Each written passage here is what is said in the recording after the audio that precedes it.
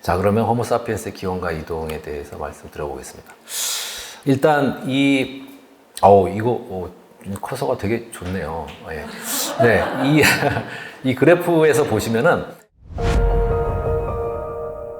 이게 바다 밑에 쌓여있는 아주 두껍게 쌓여있는 심해저의 퇴적물을 뽑아 올려서 여기에 안정산소 동위원섭이 분석을 해서 나온 결과거든요.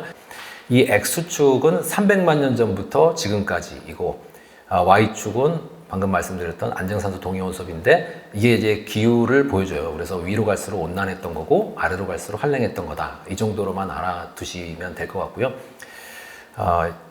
우리가 이제 지질 시대를 나눌 때 고생대, 중생대, 신생대 이렇게 나누죠. 그래서 중생대는 공룡들 시대고 파충류의 시대고 그 다음에 운석이 떨어져가지고 공룡이 멸종하고 파충류 멸종하고 그 다음에 신생대로 들어가는데 신생대는 제3기하고 제4기로 구성이 되고요. 제3기하고 제4기의 경계는 한 258만 년 전 정도 됩니다. 제3기는 따뜻했던 시기고 제4기는 추워서 우리가 흔히 빙하기라고 부르는 시기예요. 그래서 빙하기다 그러면 제4기 258만 년 전부터 시작 이렇게 외워두시면 되고 제4기는 또 플라이소세하고 홀로세로 이루어지는데 플라이소세하고 제4기하고 거의 같다고 보셔도 됩니다. 왜냐하면 홀로세는 끄트머리 한 11,700년 전부터 지금까지 인간이 지구 환경에 많은 영향을 미치기 시작한 시기부터 해서 홀로세라고 이름을 따로 붙인 것이고 나머지 전체 4기를 우리가 플라이소세라고 불러요. 그러니까 플라이소세하고 제4기랑 거의 시기가 거의 같다고 보시면 되고 이 끄트머리 시기에 이름을 따로 붙인 거는 당연히 인간이 영향을 미치기 시작한 시기다 해서 이제 홀로세라는 이름을 따로 붙인 것이고요. 우리가 제4기를 빙하기라고 불렀지만 빙하기 내내 추웠던 건 아니고 빙하기 중에도 이렇게 상대적으로 따뜻했던 간빙기가 수십 차례 있었고 상대적으로 추웠던 빙기가 수십 차례 있었습니다. 이렇게 아래로 향하고 있는 꼭지가 빙기가 있었던 시기를 의미하고요. 위쪽을 향하고 있는 꼭지가 간빙기가 있었던 시기를 의미하는데 이렇게 빙기, 간빙기가 주기적으로 교차하면서 나타났다는 것을 알 수가 있습니다. 그 한 80만 년 전, 한 100만 년 전이라고 해도 될 것 같은데 한 이때쯤부터 그 간격이 좀 달라지는 걸 볼 수가 있어요. 그래서 80만 년 전 그 이전에는 이 빙기, 간빙기의 주기가 한 4만 년, 그러니까 4만 년마다 빙기가 오고 4만 년마다 간빙기가 왔다면 한 80만 년 전 이후로는 10만 년, 10만 년마다 빙기가 오고 10만 년마다 간빙기가 왔다. 밀란코비치 사이클이라는 그런 메커니즘이 있는데 요 7, 80만 년 전 이후로는 한 11만 년 간빙기가 있고 빙기가 있고 만년 간빙기가 있고 이런 식으로 주기적으로 기후가 변화했어요. 끄트머리에 우리가 살고 있는 이 홀로세가 과거 수십 차례 있었던 간빙기의 하나다 이렇게 보시면 돼요. 이 간빙기는 11,700년 전부터 시작이 됐으니까 보통 이전의 간빙기들이 10,000년 정도 지속이 됐다고 했으니까 지금 우리가 살고 있는 이 홀로세도 끝나도 더 이상 이상할 게 없는 그런 상황인데 그래서 빙기로 들어가도 사실은 이상할 게 없지만 지금 거꾸로 이제 온도가 올라가고 있죠. 그래서 인류세라는 말을 이제 쓰고 있는데 그래서 요 부분, 요 끄트머리 지금 우리가 살고 있는 간빙기, 그 다음에 그 직전의 간빙기, 그 다음에 그 사이에 있는 마지막 빙기 요 세 시기를 확대해서 보면은 이렇게 나오거든요.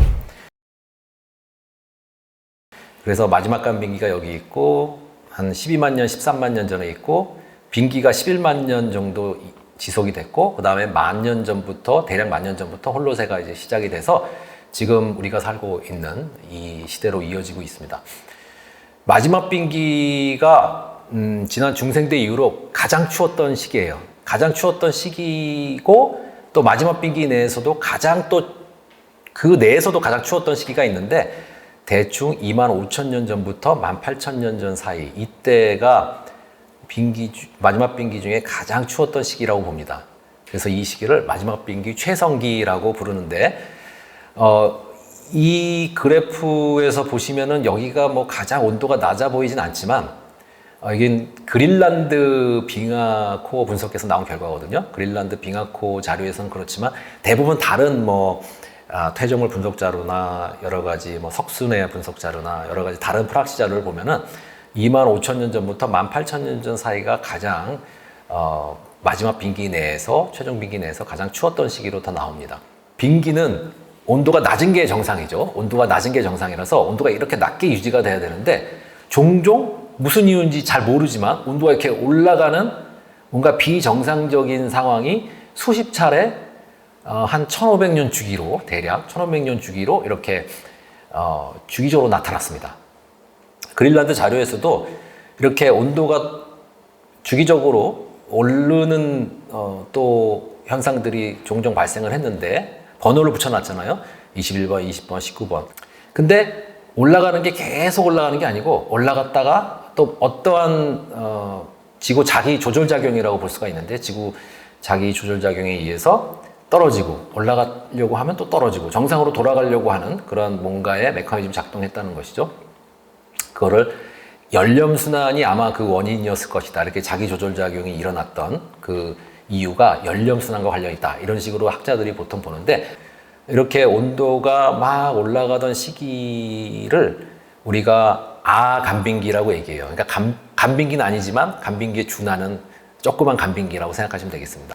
근데 이렇게 주기가 1500년 주기의 기후변화만 마지막 빙기에 있었던 게 아니고 이렇게 25,000년에서 2만 년 주기에 또 기후변화가 있었습니다. 이게 빨강색으로 점선으로 제가 표시를 했는데 대략 2만 년에서 2만 5천 년 그 사이 이 변화는 세차하고 관계가 있어요. 아까 밀란코비치 사이클 잠깐 말씀드렸는데 그 밀란코비치 사이클이 세 개의 요인으로 이루어져 있는데 그 세 가지 중에 하나가 바로 세차 운동입니다. 세차 운동. 세차 운동에 의해서 마지막 빙기 때 이렇게 2만 년에서 2만 5천 년 주기로 대략 뭐 2만 2, 3천 년 주기라고 보시면 됩니다. 이렇게 따뜻한 시기가 있었어요. 그래서 마지막 간빙기 때 따뜻했고 그 다음에 10만 5천 년 전, 이때 온도가 올라가는 게 보이죠? 그 다음에 한 8만 5천 년 전도 온도가 올라가는 게 보이고 6만 년 전도 온도가 올라가는 게 보이고 여기서는 뭐 크게 뚜렷하게 변화하는 모습은 보이지 않고 또 여기서는 너무 온도가 올라가 가지고 여기서 뭔가 티핑 포인트를 건너간 겁니다.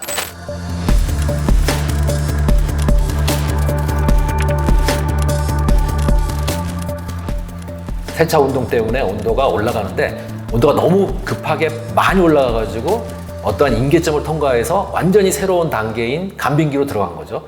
원래 빙기였는데 지금은 간빙기로 들어간 거예요. 여기서도 뭔가 티핑 포인트를 이 아간빙기 때 건너갔다면 여기서 뭐 다른 간빙기가 올 수도 있었지만 여긴 자기 조절 작용이 작동을 해가지고 정상으로 돌려보냈다면 여기서는 너무 빠르게 급히 올라가기 때문에 자기 조절 작용으로도 이게 정상으로 돌아가지 않았어요. 그래가지고 완전히 새로운 단계로 건너간 거죠.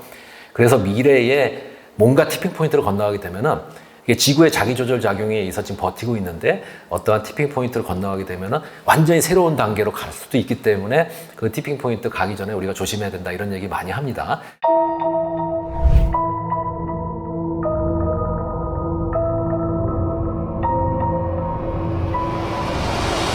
이 세차 운동에 의해서 지구의 온도가 올라갈 때마다 아프리카에 있었던 호모사피엔스가 빠져나왔어요. 원래 호모사피엔스가 아프리카에서 한 20만 년 전쯤에 분기돼서 나왔는데 호모 하이델베르겐시스로부터 분기돼서 나온 다음에 한 13만 년 전부터 아프리카를 빠져나오기 시작하는데 어떻게 빠져나오느냐? 아프리카의 사하라 사막이 있잖아요. 온도가 세차 운동에 의해서 올라가고 수변해질 때마다 사하라 사막의 면적이 줄어듭니다. 사하라 사막의 면적이 줄어들면서 그 옆쪽으로 초원길이 열려요. 네. 사막이 줄어들고 스텝 초원이 만들어지는 거죠. 초원길을 따라서 동물들이 막 이동을 하니까 이 호모사피엔스가 사냥꾼이거든요. 동물들 따라서 아프리카를 쭉 빠져나가는 겁니다. 13만 년 전, 뭐 10만 5천 년 전 이런 식으로 빠져나갔는데 7만 4천 년 전에 엄청나게 큰 화산이 인도네시아에서 폭발해요. 화산이 폭발하면은 온도가 확 떨어집니다. 지구의 온도가. 왜 떨어지느냐? 화산 분화구에서 이산화황이라는 물질이 방출이 돼서 그 이산화황이 대기 중에 수증기랑 결합을 해서 황산 에어로졸이라는 게 만들어지는데 그게 막을 형성해 가지고 태양 복사 에너지가 지표에 들어오질 못하고 반사돼서 다시 우주로 가버리기 때문에 지구의 온도가 떨어져요. 온도가 떨어지니까 그 이전에 뭐 8만 5천 년 전, 10만 5천 년 전 이런 식으로 아프리카를 빠져나가서 유라시아로 퍼져나갔던 이런 사람들이 온도가 떨어지니까 견디지 못하고 막 죽습니다. 네, 그래서 유전적 다양성이 확연하게 줄어들고 당시 유라시아에 호모사피엔스들만 있었던 게 아니에요. 다른 호모사피엔스의 사촌이라고 볼 수 있는데 호모 속인 네안데르탈인하고 데니소바인도 있었습니다. 그 네안데르탈인하고 데니소바인도 토바호산 폭발에 따른 기온 하강에 큰 영향을 받아가지고 그 숫자가 확 감소를 해요. 그래서 이 유라시아 쪽에 있던 호모들이 많이 개체수가 사람 수가 감소를 했는데 아프리카는 따뜻하고 환경이 좋아서 그런지 호모사피엔스 무리가 그대로 유지가 되고 있었습니다. 그리고 5, 6만 년 전, 요때 6만 년 전에 온도가 또 올라가잖아요. 이때 호모사피엔스가 쭉 빠져나가는데 유라시아 쪽으로 그 사람들이 바로 지금 이 전체 유라시아에 살고 있는 호모사피엔스의 직접적인 조상이에요. 5, 6만 년 전에 빠져나가는 사람들. 바로 이때 빠져나간 것이죠. 그 다음에 여기에 9만 년 전에 네안데르탈인과 데니소바인의 만남 이렇게 제가 표시를 했는데 이때도 온도가 좀 올라가는 게 보이죠. 네안데르탈인은 유럽 쪽에 살던 호모속입니다. 그 다음에 데니소바인은 아시아 쪽, 알타이 산맥 쪽에 살던 그런 호모속인데 그러니까 떨어져 있잖아요. 떨어져 있어서 만날 기회가 없었는데 간혹 네안데르탈인하고 데니소바인이 만날 때가 있었는데 그때가 기후가 좋아졌을 때 기후가 좋아져가지고 유럽 쪽에 그 네안데르탈인은 숲에서 살던 사람들이었거든요. 유럽 쪽의 숲이 그 내륙 쪽으로 동쪽으로 확장이 될 때 숲길을 따라서 중앙아시아 쪽으로 가다가 그 알타이 산맥 쪽에서 데니소바인을 만나서 교잡을 해가지고 자손을 생산해요. 그게 데니소바 동굴에서 그 뼈들이 발견이 됩니다.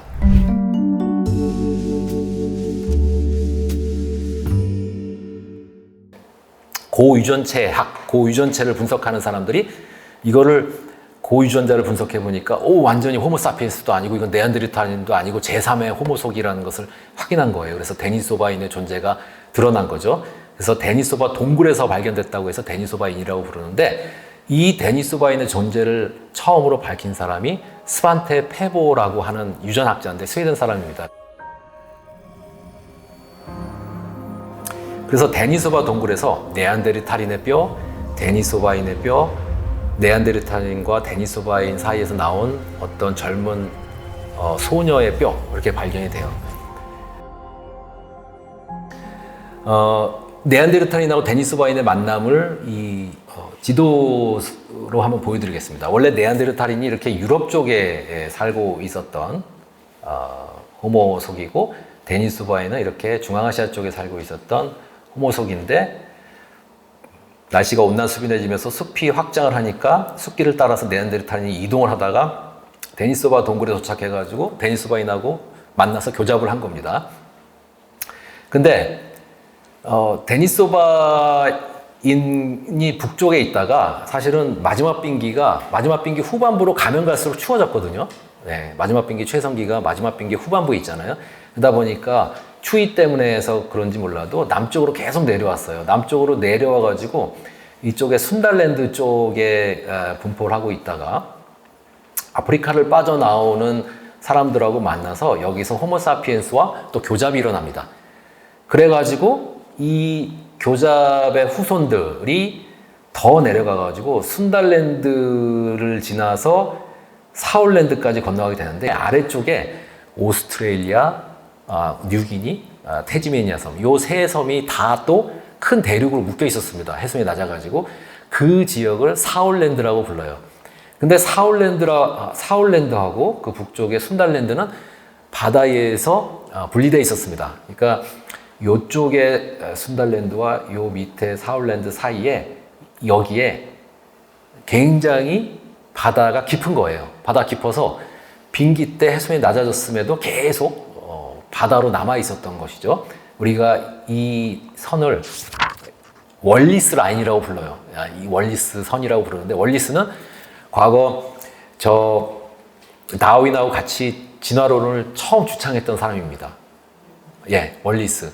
그러니까 기본적으로 이 해협이 존재했기 때문에 이쪽 순달랜드에 있던 호모사피엔스와 데니소바에 교잡된 사람들의 후손들이 넘어가기 어려웠을 텐데 어떻게 넘어갔을까? 이것도 사실은 굉장히 미스터리한 거거든요. 미스테리한 부분인데 아마 대나무 같은 걸로 무슨 배를 만들어서 4, 5만 년 전쯤에 넘어가지 않았을까? 이렇게 얘기를 하지만 사실 사람들이 아직도 의아해해요. 과연 그 옛날에 배를 만들어가지고 거기를 건너갈 수 있었을까? 네, 그런 의구심을 갖고 있습니다. 왜 그러냐면 이 데니소바인하고 호모사피엔스가 이 순달랜드에서 만나서 교잡을 이룬 다음에 사울랜드로 건너간 다음에는 아시아 쪽에서 더 이상 사람들이 이렇게 영향을 주지 못했어요. 네, 넘어가진 않았다는 얘기죠. 그래서 오세아니아 쪽에 있는 원주민들한테 데니소바인 유전자가 굉장히 많이 남아 있습니다. 상대적으로 많이 남아 있습니다. 다른 현대인에 비해서. 그래서 데니소바인의 유전자는 요 호주 원주민들한테 많이 남아 있어요. 또 재밌는 거는 네안데르탈인은 유럽에 살고 있었잖아요. 근데 현대인의 유전자를 분석해 보면은 과거 네안데르탈인의 유전자가 아시아인에 더 많이 남아 있습니다. 유럽인들에 비해서. 그것도 좀 재밌는 부분인데, 그거는 어떤 식으로 설명을 하냐면, 처음에 아프리카에서 사람들이 빠져나가고 나서 아프리카를 빠져나가지 않고 북아프리카에 그대로 머물러 있던 사람들이 있었다. 우리가 그걸 기저유라시아인이라고 부르거든요. 기저유라시아인. 근데 기저유라시아인은 유전자 분석을 통해 가지고 실체가 드러난 건 아니에요. 우리가 그걸 유령 집단이라고 부르는데, 근데 심증이 있는 거죠. 분명히 그런 집단이 있었을 것이라고 추정을 하는 겁니다. 언젠가는 밝혀지겠지만, 그 기저유라시아인이 나중에 또 나와가지고 유럽 쪽으로 들어가요. 동아시아 쪽으로는 안 오고. 그러다 보니까 기저유라시아인은 네안데르탈인의 유전자를 거의 갖고 아예 안 갖고 있었거든요. 네안데르탈인의 유전자를 갖고 있지 않은 기저유라시아인이 한번 나중에 빠져나와가지고 유럽 쪽으로 들어가면서 유럽의 네안데르탈인 유전자가 희석이 됩니다. 그래서 아시아 쪽에는 네안데르탈인이 살지도 않았는데, 아시아인의 몸속에 네안데르탈인 유전자가 유럽인의 몸속에 있는 네안데르탈인 유전자보다 더 비중이 높다라고 얘기를 하죠.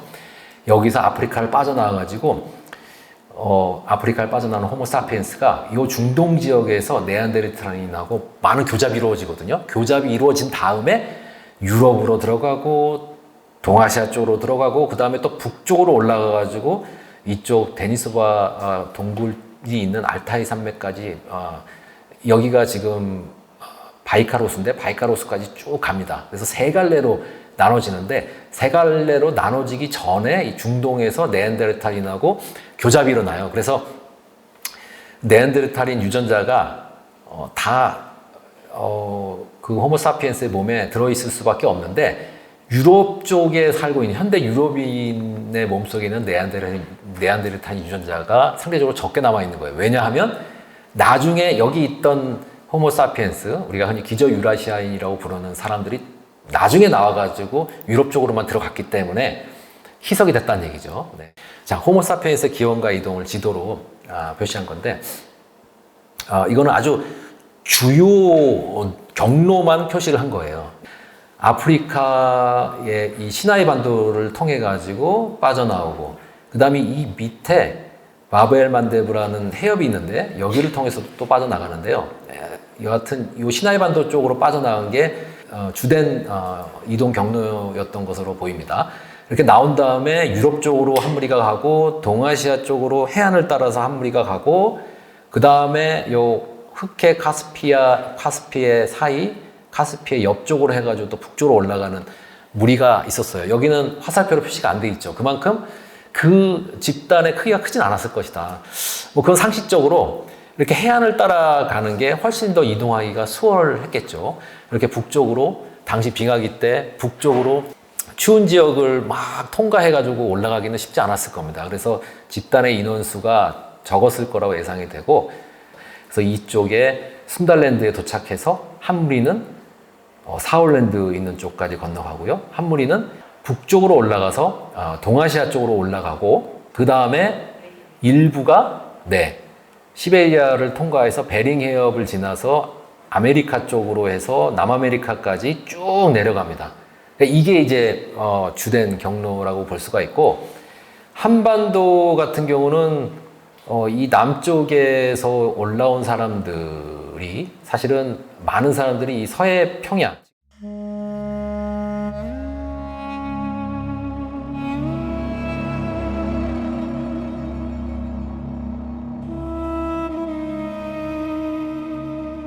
지금은 바다로 잠겨 있지만 과거 빙하기 때는 해수이 낮아가지고 여기가 다 육지였습니다. 서해가.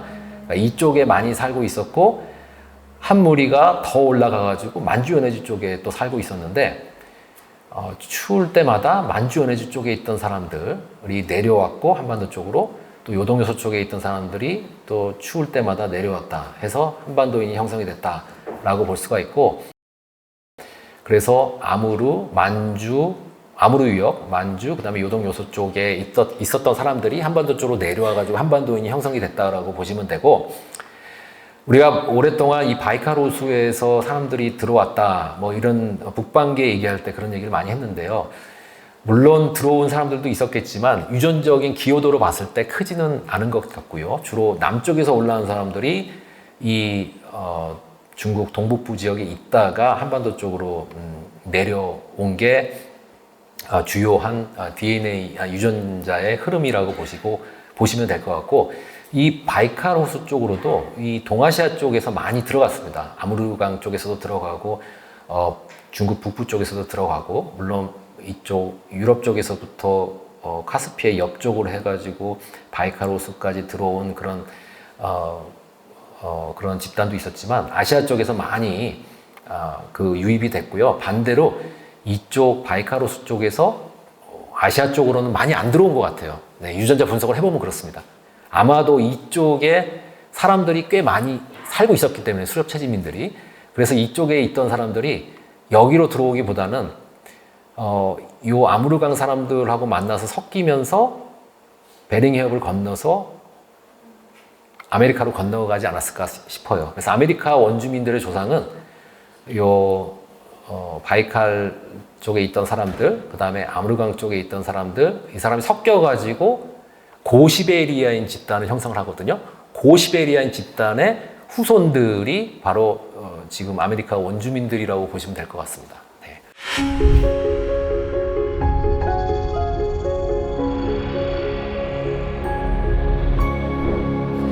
호모 에렉투스가 유라시아의 호모 에렉투스와 아프리카의 호모 에렉투스, 호모 에르가스테르라고도 부르는데, 아프리카에 그대로 있었던 호모 에렉투스로부터 호모 하이델베르겐시스가 분기돼서 나옵니다. 이 호모 하이델베르겐시스가 다시 아프리카를 빠져나오고, 그냥 아프리카에 머물렀던 호모 하이델베르겐시스가 있었고, 유라시아로 빠져나가는 호모 하이델베르겐시스가 있었는데, 동유라시아 쪽으로 간 호모 하이델베르겐시스가 있었고, 서유라시아 쪽으로 간 호모 하이델베르겐시스가 있었는데, 동유라시아 쪽에서의 호모 하이델베르겐시스가 데니소바인으로 분기가 되고요. 그 다음에 서쪽의 호모 하이델베르겐시스가 네안데르탈인으로 분기가 됩니다. 아까 다 설명을 드렸죠. 데니소바인과 네안데르탈인은 교잡을 했고, 네안데르탈인도 중동에서 아프리카를 빠져나온 호모 사피엔스와 교잡을 했죠. 아프리카를 빠져나온 호모 사피엔스가 네안데르탈인과 교잡을 한 후에 북쪽, 동쪽, 서쪽으로 이제 이동을 하게 되는데, 북쪽으로 이동한 사람들이 바이칼 호수 쪽에서 고대 북유라시아인 집단을 형성하고요. 근데 아까 말씀드렸던 기저유라시아인은 여전히 유령 집단이고요. 이건 심증만 있는 것이죠. 물증이 아직 안 나온 것이고. 동쪽으로 간 사람들이 이제 아시아인을 형성한 거고, 서쪽으로 이동한 사람들이 유럽인을 형성했는데, 유럽인의 네안데르탈 유전자가 적은 이유는 기저유라시아인에 의해서 희석이 됐다. 기저유라시아인은 이 네안데르탈 유전자를 갖고 있지 않았다. 왜냐하면 아프리카에 그대로 있었기 때문에. 그 다음에 데니소바인하고 또 이 동쪽으로 이동한 호모사피엔스가 순달랜드 쪽에서 만났다, 교잡이 이루어졌다 말씀드렸죠. 네, 그래서 아시아인에도 데니소바인의 유전자가 들어가 있습니다. 그냥 아프리카에 그대로 남아 있었던 남쪽에 남아 있었던 종족이 있었는데 이거를 코이산족, 이게 우리가 흔히 부시맨이라고 부릅니다. 코이산족이 제일 어떻게 보면 제일 오래된 그 인류 집단이라고 볼 수가 있어요. 그 다음에 아시아인하고 유럽인이 유전자를 아메리카 원주민한테 이렇게 제공을 했다고 보시면 되는데, 아까 고시베리아인 말씀드렸잖아요. 아무르강 집단하고 그 다음에 고대 북유라시아인 집단이 만나서 거기서 후손이 고시베리아인이 만들어지고 그 사람들이 건너갔다 말씀드렸는데, 그러다 보니까 아메리카 원주민의 피에는 아시아인 유전자가 3분의 2 정도, 유럽인의 유전자가 3분의 1이 있습니다. 그럼 지금부터 서유라시아인 지역의 집단 형성에 대해서 자세히 알아보도록 하겠습니다. 자, 이 서유라시아의 수렵채진민이 어떤 식으로 이동을 했는지 시기별로 한번 보겠습니다. 아프리카를 5, 6만 년 전에 빠져나갔다고 그랬잖아요. 아프리카를 빠져나오지 않고 북아프리카에 그냥 머물러 있었던 기저 유라시아인이 분명 있었을 것이다 라고 학자는 생각하고 있고요. 이 사람들이 나중에 빠져나온 거죠. 그 다음에 까만색 선으로 표시를 했는데, 이렇게 동쪽, 북쪽, 서쪽으로 이동을 합니다. 서쪽으로 이동한 사람들이 처음에 만들었던 문화가 오리냐크 문화라고 해서 4만 년 전에서 2만 7천 년 전, 여기 BP라고 표시되어 있는 거는 before present에서 지금으로부터 몇 년 전이에요. 이거 BC, AD 이런 거하고 다릅니다. 그래서 지금으로부터 몇 년 전이니까 4만 년 전에서 2만 7천 년 전입니다. 오리냐크 문화는 프랑스 쇼베 동굴의 벽화로 알려져 있어요. 그러니까 3만 년 전쯤의 벽화니까 상당히 오래전 벽화인데도 굉장히 디테일하게 잘 그렸는데, 그 당시 문화 수준이 상당히 높았다는 것을 알 수가 있고요. 그 다음에 원래 이 동부 유럽 쪽에 있다가 3만 년 전부터 해가지고 쭉 서쪽으로 오는데, 이것도 아마 온도가 떨어지니까 이 해안 쪽으로 오는 게 따뜻한 거거든요. 사실은 온난 수변하니까 해안 쪽으로 쭉 이동을 하면서 오리냐크 문화가 사라지고 그라베티안 문화로 대체가 되는데, 이 문화는 3만 년 전부터 2만 2천 년 전, 2만 5천 년 전부터 굉장히 추워진다고 그랬잖아요. 그래서 이 그라베티안 문화 후반부는 상당히 추웠다. 그래서 사람들이 그 추위를 극복하기 위해서 다양한 문화 혁신을 일으킵니다. 그 다음에 솔레트레 문화라고 있었는데, 솔레트레 문화는 여기 화살표가 너무 복잡해서 제가 못 넣었어요. 그 솔레트레 문화가 있었고, 그 다음에 마지막 빙기 최성기가 18,000년 전에 끝나는데, 끝나면서 이베리아 반도 쪽에 있던 집단이 북쪽으로 이동을 합니다. 그러니까 18,000년 전부터 온도가 쭉 올라가니까 이 위쪽에 있던 빙하가 후퇴를 하고, 그 다음에 빙하 밑에 툰드라도 후퇴를 하면서 사람들이, 이베리아 반도 쪽에 밀려 있었던 사람들이 쭉 위로 올라가는데, 이 마그델리아 문화라고 하는 거는 여러 벽화로 또 유명하죠. 스페인의 알타미라 동굴벽화라든가 라스코 동굴벽화라든가, 그 벽화도 상당히 보고 있으면은 당시 문화 수준이 높았다라는 것을 딱 느낌이 올 정도로 벽화 수준이 아주 뛰어난데요. 마그델리아 문화가 있었고, 14,700년 전부터 상당히 갑자기 또 따뜻해져요. 이 시기를 몰링 알레르드 시기라고 하는데, 이때 갑자기 온도가 확 올라가면서 아나톨리아 쪽에 있던 수렵 채집민들이 쫙 퍼져나갑니다. 이 빨간색 곡선으로 제가 표시를 했죠. 이 사람들이 동쪽으로도 이동하고 서쪽으로도 이동하면서 잠시 동안 이 유럽 전역, 인도 있는 데까지, 이란 있는 데까지 포함해가지고 유전자가 균질해지는 그런 변화가 나타나는데, 이 아나톨리아 수렵 채집민이 14,700년 전부터 온도가 올라가니까 쭉 유럽 쪽으로 올라가가지고 이 스칸디나비아 반도까지 올라가는 모습을 볼 수가 있습니다.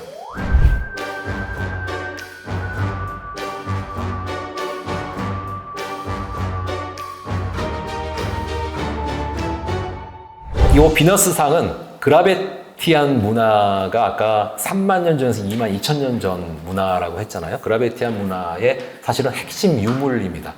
이 벨렌드로프의 비너스라고 해가지고, 벨렌드로프가 북부 오스트리아에 있는 도시인데, 여기서 비너스상이 발견이 됐는데요. 이 비너스상하고 옆에 말타 지역은 그 바이칼호수에 있는 영구 지점, 영구 그 유적지인데요. 여기서 발견된 비너스하고 모양이 너무 다르잖아요. 근데 하나는 홀쭉하고 하나는 굉장히 풍만하게 그렸는데 학자들은 이 엉덩이하고 가슴하고 굉장히 이제 부각을 시켜놓은 게 풍요와 다산을 염원해서 이런 식의 비너스상을 만들었을 것이다 라고 얘기를 합니다. 그래서 확실하진 않지만 제 느낌은 아마 이쪽 서유럽 쪽, 유럽 쪽은 아까 방금 말씀드렸다시피 뭐 마그달리아 문화니 그라베티아 문화니 오리냐크 문화니 여러 문화들이 계속적으로 존재했고 또 해안의 면에 있는 그런 지역이기 때문에 환경이 나름 괜찮아서 이쪽에 사람들이 많이 살다 보니까 어떠한 집단이 있다면 그 집단의 구성원 숫자가 중요했을 것이다. 경쟁이 있으니까요. 그러다 보니까 이런 다산을 상징하는 이런 비너스상을 만들지 않았을까 싶고요. 원래 이 비너스상을 처음 만들기 시작한 거는 고대 북유라시아인이 아니었을까? 저는 그렇게 생각을 합니다. 이거 확인된 건 아니지만 고대 북유라시아인이 기동성이 좋아가지고 막 동쪽으로 갔다가 서쪽으로 갔다가 막 그랬잖아요. 동쪽으로 간 사람들은 아메리카까지 건너갔으니까 아무르인하고 만나서 혼혈이 이루어진 다음에 아메리카 대륙까지 건너갔고 이 서쪽으로 이동한 사람들은 서유럽 내로 들어오진 못했지만 유전자는 어떻게든지 퍼뜨렸거든요. 그만큼 기동성이 뛰어났다는 것을 감안했을 때 이 비너스상을 만드는 문화를 유럽 쪽에 전달한 사람들이 고대 북유라시아인이 아니었을까 추정은 되는데 여하튼 유럽 쪽으로 들어온 다음에는 비너스상의 형태가 크게 변했다. 이거는 뭔가 환경적으로 달랐을 것이다. 알타이 쪽, 바이카로스 쪽에 있는 사람들은 환경이 너무 열악했기 때문에 여기에는 사람들의 수가 많을 수가 없었던 그런 땅이었고 반면에 유럽 쪽은 환경이 양호해서 사람들 수가 많으니까 경쟁이 심했고 경쟁에서 이기기 위해서 구성원의 수가 중요했고 그래서 다산이나 풍요 이런 걸 기원하는 비너스상을 만들지 않았을까 그런 생각을 해봅니다. 이 벽화는 프랑스 쇼베 동굴에 있는 벽화인데 되게 디테일하게 3만 년 전의 벽화라고 믿기는 어려울 정도로 디테일하게 그려놨는데 이 말 4개의 말이 독특하죠. 말 다 비슷한 말들이지만 표정들이 조금씩 다른데 학자들이 어떻게 해석을 하고 있냐면 침착한 말, 공격적인 말, 잠자는 말, 풀뜯는 말 네, 진짜 맞는지 모르겠습니다. 왜 이런 얘기를 하는지 모르겠는데 제가 봤을 때 다 똑같아 보이는데 뭐 이런 식으로 분명히 당시 사람들이 뭔가 말의 그런 지금 컨디션 이런 것을 벽화로 묘사를 했을 것이다 라고 이야기를 하고 있는데 그만큼 이 상대방의 뭔가 느낌, 상대방의 컨디션 이런 것들을 파악할 수 있을 만큼의 뭔가 어떤 인지 그 능력의 수준이 올라가 있다라는 것을 우리가 알 수가 있고요. 그 다음에 이거는 아까 마그달리아 문화 18,000년 전 이후에 만들어진 벽화인데 프랑스 라스코 동굴의 동물 벽화예요. 소가 묘사가 되어 있는데 오록스라고 해서 지금은 멸종되고 없습니다. 근데 유라시아 전역에 퍼져 있는 그냥 소들의 선조라고 보시면 돼요. 털이 짧은 소죠. 네. 근데 이 벽화에서 중요한 거는 원근법이 드러나 있다는 거죠. 가까이 있는 것은 크게 그리고 먼 것은 작게 그리고 이런 식으로 이 뒤쪽에 말 같은 게 있는 것 같은데 이런 식으로 먼 동물은 작게, 가까이 있는 동물은 크게.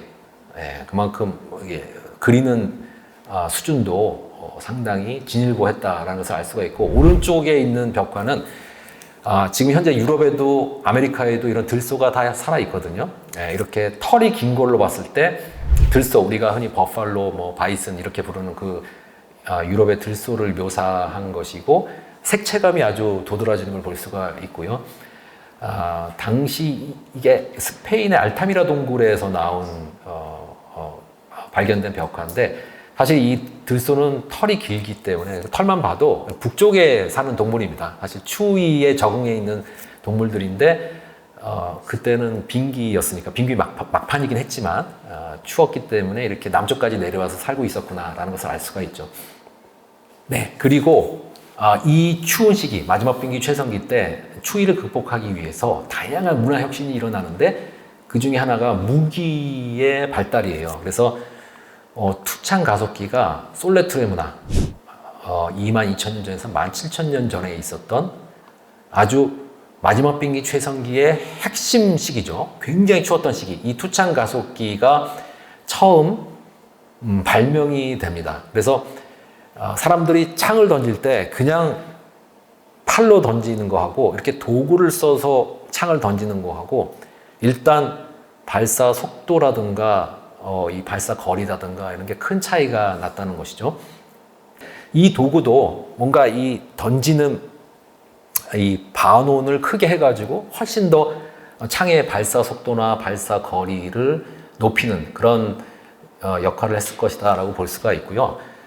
이게 굉장히 중요한 게 사실은 근접해가지고 동물에게 창을 던지는 거하고 먼 거리에서 창을 던지는 거하고 근접해서 창을 던지는 건 너무 위험하잖아요.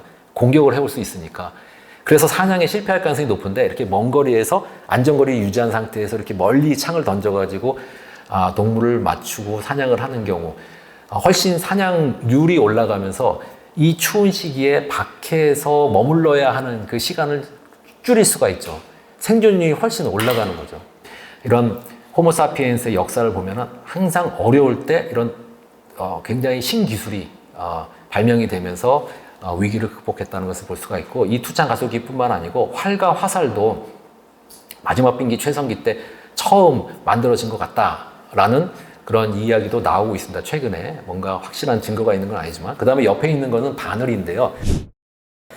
바늘은 이것도 언제부터 사람들이 바늘을 만들어서 사용을 했는지 이 뼈 같은 거를 이게 조각을 해가지고 바늘로 만들어서 옷을 해 입은 건데 한 5, 6만 년 전 이때부터 바늘을 사용하지 않았을까 이렇게 생각을 하는데요. 바늘을 처음 만들 때는 바늘 구멍이 없어가지고 아마 이 바느질하는 게 상당히 어려웠을 것이다 라고 얘기를 합니다. 근데 그라베티안 문화, 마지막 비행기 최성기 때 워낙에 추우니까 이때 또 뭔가 혁신이 일어난 거죠. 바늘에다 구멍을 뚫으면 훨씬 낫겠다 해가지고 그때 바늘을 처음 구멍을 뚫기 시작해가지고 그때부터 옷을 촘촘히 바느질을 할 수 있게 되면서 옷의 보온력이 확 올라갑니다. 그러면서 사람들의 이동거리가 확 늘어나는 게 딱 그 확인이 돼요. 그래서 바느질이 굉장히 중요했을 것이다 라고 학자들은 생각하고 있습니다.